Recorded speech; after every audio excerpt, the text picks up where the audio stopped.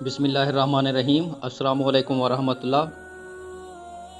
حضرت شیخ سعدی رحمۃ اللہ علیہ بیان فرماتے ہیں کہ ایران کے ایک شہر اردبیل کا ایک پہلوان فنون سپاہ گری میں اس قدر ماہر اور شہزور تھا کہ لوہے کے بیلچے کو تیر سے چھید دیا کرتا تھا۔ اس پہلوان کے مقابلے میں آنے کی جرات کسی کو نہ تھی۔ ایک مرتبہ ایسا ہوا کہ ایک شخص نے اسے مقابلے کی دعوت دی جو نمدہ پہنے ہوئے تھا۔ وہ پہلوان اس کے مقابلے میں آ گیا اور اپنی مضبوط کمان کو کندھے سے اتار کر اس پر تیروں کی بارش کر دی۔ اس پہلوان کا ایک بھی تیر اس کے نمدے کو نہ چیر سکا جو اس نے اپنے جسم کے گرد لپیٹ رکھا تھا۔ جب وہ پہلوان اپنی تمام تر کوششوں میں ناکام ہو گیا تو نمدہ پوش نے کمند پھینک کر بآسانی پہلوان کو گرفتار کر لیا۔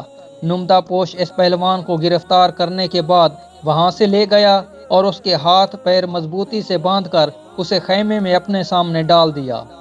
وہ پہلوان اپنی اس شکست اور شرمندگی پر ساری رات روتا رہا۔ صبح ہوئی تو ایک غلام خیمے میں آیا اور اسے دیکھ کر بولا کہ تم تو وہی نامی گرامی پہلوان ہونا جو تیر مار کر لوہے کے بیلچے کو چھید دیا کرتا تھا۔ اگر تم وہی پہلوان ہو تو تمہاری یہ حالت کیسے ہو گئی؟ اس پہلوان نے ایک سرد آہ بھری اور کہا کہ تقدیر بگڑنے پر کوئی ہنر کام نہیں آتا اور یہ سب تقدیر کا کیا دھرا ہے۔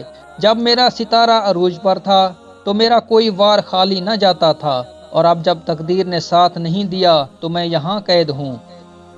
حضرت شیخ سعدی رحمۃ اللہ علیہ اس حکایت میں بیان کرتے ہیں کہ انسان کی کسی شے میں مہارت اس کی ہوشیاری اور عقل مندی کی دلیل نہیں بلکہ یہ تقدیر کا لکھا ہے۔